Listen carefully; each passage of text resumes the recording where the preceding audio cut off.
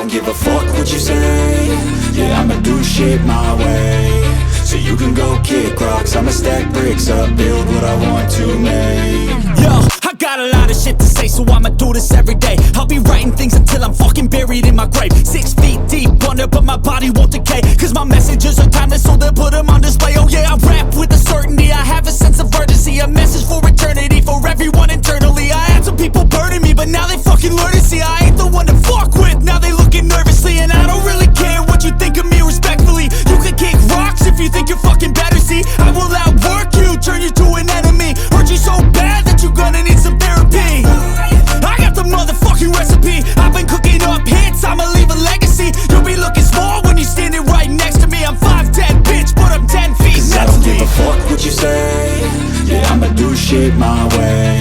So you can go kick rocks, I'ma stack bricks up, build what I want to make. Cause I don't give a fuck what you say.